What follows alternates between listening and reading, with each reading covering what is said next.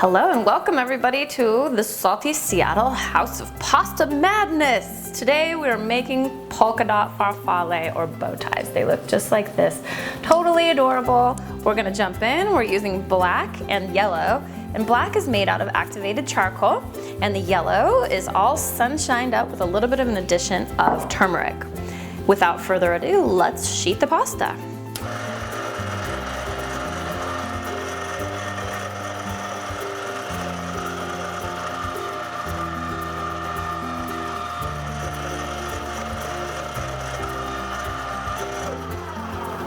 Alright, so we want to create a polka dot pattern in our pasta today, and in order to do that we need 2 sheets, and I've decided that I want yellow polka dots and kind of a black background.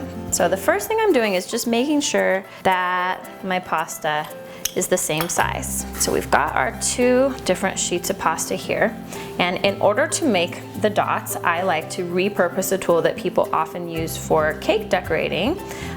It's these little fondant cutters. People use them to cut out fondant. You can also use them for pasta. So one thing to note and remember, if you're using 2 different colors of dough, you punch into the color that will be your more solid backing. If you want your dots to be yellow in this case, then you're gonna punch the holes in the black. And so I kind of want some variance here in the size of holes that I'm using. You don't always have to have variance, but if you want varying sized holes, you can just use different sizes of these little plunger cutters here. And then I go through with my tweezers and pull all those pesky little holes that stuck in there.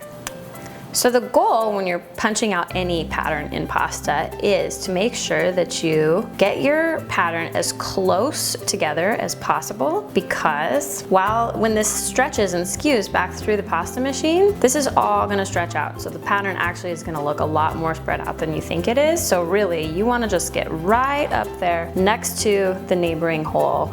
And that's probably it for patterns. And then just use a little bit of water on that sheet, not too much. You definitely don't want it to be saturated, but you want just enough. Our water is gonna kind of act like glue for us here.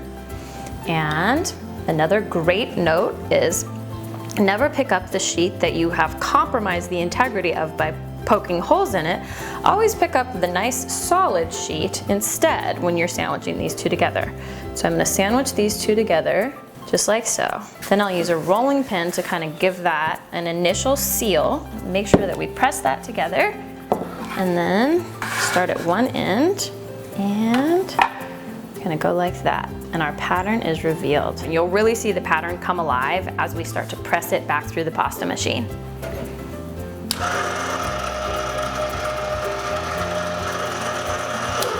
So you can see that we had our holes really close together, and now our holes have miraculously spread way out. So it was a good thing that we were able to go as tight as we went. So now I'm pressing the pattern. We kind of were going long direction, and if you want to kind of spread those polka dots out and make them back into more circles as opposed to ovals, you can just take your rolling pin and roll it crosswise across the pasta.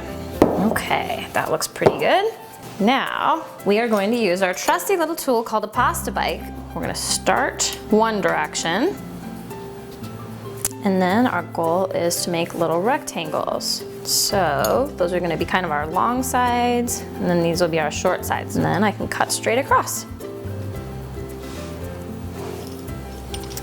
There we go.